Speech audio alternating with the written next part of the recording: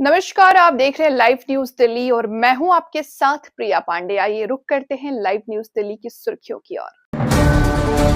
प्रधानमंत्री मोदी के विकसित एवं आत्मनिर्भर भारत के संकल्प के मद्देनजर दिल्ली सरकार के कला सांस्कृतिक एवं भाषा विभाग ने 16 जनवरी 2026 को दिल्ली के इंडिया इंटरनेशनल सेंटर में कला उद्यमी अवार्ड का आयोजन करवाया। इस कार्यक्रम में दिल्ली की कई महिला कलाकारों एवं छोटे उद्यमियों को उनके हुनर के लिए सम्मानित किया गया। 108 महिलाओं को एक मंच पर आमंत्रित कर सम्मानित किया गया और इस मौके पर महिलाओं को साड़ियां भी भेंट के तौर पर दी गई। इस पर अवार्ड लेने में स्वयं सहायता समूह से जुड़ी महिलाओं को भी शामिल किया गया। ये महिलाएं नेशनल अर्बन लाइवलीहुड मिशन के तहत रजिस्टर्ड हैं।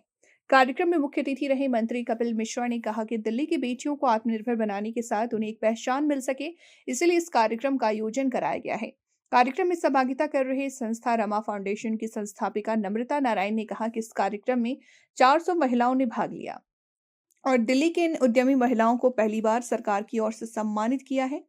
पहले की सरकार ने तो खुद कभी सुध तक नहीं लिया। कार्यक्रम में दिल्ली प्रदेश के उपाध्यक्ष सुनीता कांगड़ा ने कहा, हमारी बीजेपी सरकार महिलाओं को हर मौका दे रही है कि वे रोजगार से जुड़कर आत्मनिर्भर बने और दुनिया में अपनी पहचान बना सकें। इस मौके पर कॉर्पोरेट जगत से जुड़े लोग भी शामिल रहे ताकि महिलाओं के बने प्रोडक्ट को वे देखें और उनके प्रोडक्ट्स को पसंद आने पर ऑर्डर भी दें। हालांकि कई कंपनियों ने महिलाओं द्वारा बने प्रोडक्ट्स को अपनाया है, जिसके लिए उन्हें भी सम्मानित किया गया। ये आयोजन है सुनीता कांगड़ा जी के द्वारा, उनकी पूरी टीम के द्वारा, उनकी संस्था के द्वारा, और दिल्ली सरकार ने भी इसमें थोड़ा सा सहयोग किया है। और खासतौर पर महिला जो कि कला क्षेत्र से, उद्यमी क्षेत्र से जो महिलाएं बहुत शानदार काम कर रही हैं, उनको आज सम्मान दिया जाएगा। और मुझे लगता है इस प्रकार के कार्यक्रम से और भी महिलाओं को प्रेरणा मिलेगी देश के लिए, समाज के लिए, अपने परिवार के लिए आगे बढ़कर कुछ नया करने के लिए। ये हमारी बेटियों की उड़ान के लिए कार्यक्रम है, कला उद्यमी अवार्ड। इसमें हमारी ज़्यादातर बहनें जो SGH ग्रुप से, जो SHG ग्रुप है हमारे, उससे जुड़ी हुई बहनें हैं, जिनको कभी किसी सरकार ने कोई तवज्जो नहीं दिया था, कभी पूछा नहीं था।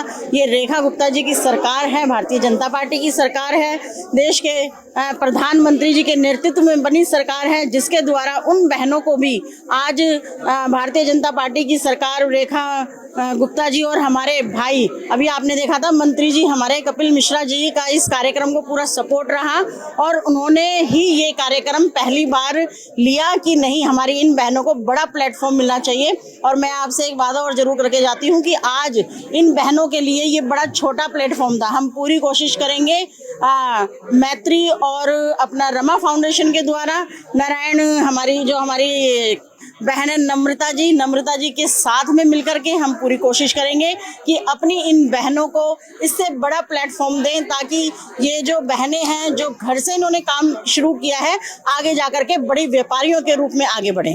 महिलाओं को स्वावलंबी बनाने के लिए ही इस मंच, ऐसे कई मंचों की जरूरत है जिसकी शुरुआत की गई है। और जैसा कि माननीय मंत्री जी ने कहा कि हाँ, हम और बड़े तौर पर जाएंगे, तो हमें बहुत अच्छा लगा। पहले से हम लोग शुक्रगुजार हैं कि उन्होंने हमारे इस प्रपोजल को बहुत जल्दी एक्सेप्ट किया और पूरा सहयोग दिया कार्यक्रम को सफल बनाने में। हमने 200 महिलाओं को उम्मीद किया था, यहाँ करीब 400 महिलाएं मौजूद हैं। तो मैं बहुत खुश हूँ क्योंकि महिलाओं में बहुत उत्साह है, वो यहाँ आके खुद को बहुत गौरवान्वित महसूस कर रही हैं और उनको लग रहा है कि उन्हें बहुत दिल से सम्मान दिया गया है। महिलाओं को अवार्ड ही नहीं दिया गया है, इवन महिलाओं को साड़ियाँ भी दी गई हैं जो हमारी SHG ग्रुप की महिलाएं हैं। तो आप समझ सकते हो कि बहुत ही तहे दिल से इस कार्यक्रम को सुंदर से सजाया गया है, आयोजन किया गया है। हमारी महिलाएं खुद को गौरवान्वित महसूस करें, खुद को स्वावलंबी और खुद को मतलब उनका सेल्फ कॉन्फिडेंस बढ़े, इसलिए ऐसे कार्यक्रम का आयोजन है। रमा फाउंडेशन के आगे की क्या योजना? देखिए, रमा फाउंडेशन के तहत मैत्री एक प्रोजेक्ट चलाया जाता है, मैत्री एक परिचय का प्रोजेक्ट चलाया जाता है, जिसमें कि हमारी पूरी कोशिश रहेगी कि ऐसी महिलाओं को लेकर के ही हम लोग आगे बढ़ें और इन महिलाओं को स्वरोजगार और आत्मनिर्भर बनाने में पूरा सहयोग करें और वो भी बढ़े, हम भी बढ़े। दिल्ली पुलिस अड्डे डीसीपी नॉर्थ दिल्ली के एंटी नारकोटिक सेल की टीम ने लॉरेंस बिश्नोई गैंग के एक अपराधी को गिरफ्तार व एक नाबालिग सदस्य को अभिरक्षा में लिया। पूर्वी व बाहरी दिल्ली के फायरिंग व रंगदारी के मामलों में संलिप्त थे अपराधी। खुफिया सूत्रों से मिली जानकारी के आधार पर पुलिस टीम ने बुराड़ी के हिरनकी इलाके में अपराधियों को पकड़ने के लिए जाल बिछाया।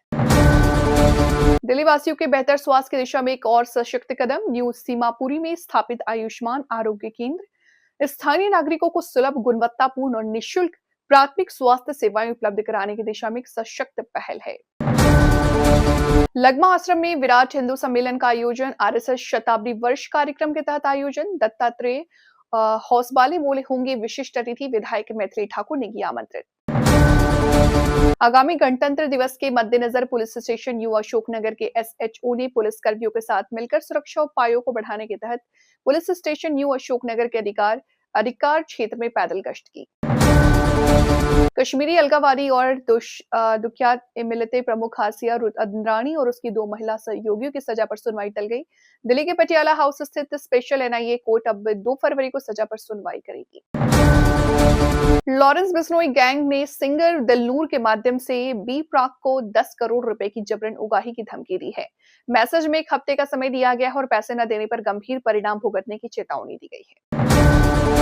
उत्तर प्रदेश के अमरोहा में घने कोहरे की वजह से बड़ा हादसा हो गया। अमरोहा के सीईओ सिटी अभिषेक यादव ने बताया, आज शनिवार सुबह NH9 पर डिडोरी थाना क्षेत्र के अंतर्गत अत्यंत घने कोहरे दृश्यता कम होने की वजह से 6 गाड़ियां आपस में टकरा गई, जिसमें 1 टैंकर, 1 बस और 4 अन्य छोटी गाड़ियां शामिल हैं। मध्य प्रदेश के इंदौर में लोकसभा में नेता प्रतिपक्ष और कांग्रेस सांसद राहुल गांधी ने कहा, अलग अलग शहरों में यही हो रहा है जो सरकार की जिम्मेदारी है। साफ पानी, कम प्रदूषण की सब जिम्मेदार सरकार नहीं निभा रही। पटना के चित्रगुप्त नगर में नीट छात्रा के संदिग्ध मौत पर नीतीश सरकार ने उच्च स्तरीय जांच के आदेश दिए। मामले की गंभीरता को देखते हुए विशेष जांच टीम एसआईटी का गठन किया गया है, जिसकी निगरानी खुद पटना के आईजी करेंगे। दिल्ली विधानसभा के स्पीकर विजेंद्र गुप्ता ने कहा, जिस सदन की वीडियो के ऊपर सवाल उठाए गए, विपक्ष की मांग पर उस सदन की रिकॉर्डिंग को फॉरेंसिक साइंस लैबोरेटरी यानी एफएसएल को भेजा गया था। झारखंड में एक प्रवासी मजदूर की संदिग्ध मौत के बाद शुक्रवार को सीमावर्ती मुर्शिदाबाद जिले में बड़े पैमाने पर हिंसा भड़क उठी। प्रदर्शनकारियों ने नेशनल हाईवे 12 और सियालदह लाल गोला रेल खंड को घंटों तक बाधित रखा, जिससे उत्तर और दक्षिण बंगाल और संपर्क पूरी तरह कट गया। इस दौरान भीड़ ने आगजनी, पुलिस वाहनों में तोड़फोड़ की और मीडिया कर्मियों पर भी हमला किया। तनाव की शुरुआत बेलडांगा के रहने वाले 36 वर्षीय अलाउद्दीन शेख नामक एक व्यक्ति का शव गांव पहुंचने की बात हुई। अलाउद्दीन झारखंड में कबाड़ का काम करता था। परिजनों का आरोप है कि उसकी पीट कर हत्या की गई और इस आत्महत्या दिखाने के लिए शव को लटका दिया गया। शुक्रवार सुबह जैसे ही शव गांव पहुंचा, गुस्साए ग्रामीण ने महेशपुर में रेल पटरियों पर कब्जा कर लिया और हाईवे पर टायर जलाकर प्रदर्शन शुरू कर दिया। प्रदर्शन के दौरान भीड़ हिंसक हो गई। पत्थरबाजी में 12 लोग घायल हुए, जिनमें कई पत्रकार शामिल हैं। एक महिला पत्रकार के साथ बदसलूकी की गई, जबकि एक अन्य पत्रकार गंभीर रूप से घायल होकर अस्पताल में भर्ती है। भीड़ ने एक ट्रैफिक कियोस्क और पुलिस की गाड़ियों को भी निशाना बनाया। घंटों की मशक्कत और वरिष्ठ अधिकारियों के आश्वासन के बाद दोपहर बाद यातायात बहाल हो सका। मुख्यमंत्री ममता बनर्जी ने शांति की अपील करते हुए आरोप लगाया कि भाजपा और केंद्रीय एजेंसियां बंगाल में अशांति फैलाने की साजिश रच रही है। उन्होंने मतदाता सूची से नाम हटाए जाने के डर और बंगाली भाषियों के उत्पीड़न से जोड़कर देखा। ममता ने स्पष्ट किया कि यद्यपि समुदायों में व्याप्त गुस्सा स्वाभाविक है, लेकिन हिंसा तोड़फोड़ किसी समस्या का समाधान नहीं है। उन्होंने आरोप लगाया कि भाजपा शासित राज्यों में बंगाल के प्रवासी मजदूरों पर अत्याचार हो रहे हैं।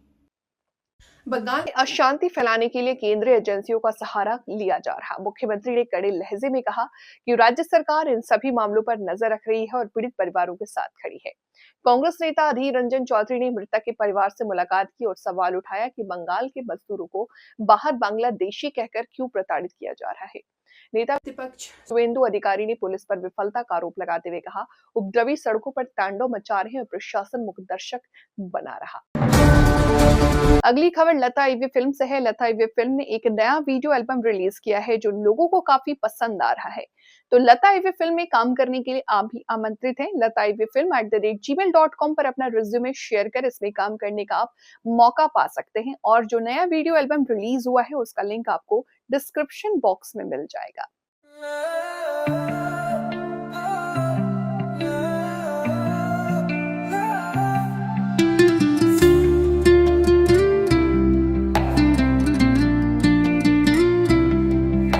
के धागे उलझे सारे तेरी यादों के बारे बारे, रातों में ख्वाबों का मेला, चांद भी कहे क्या खेल है खेला।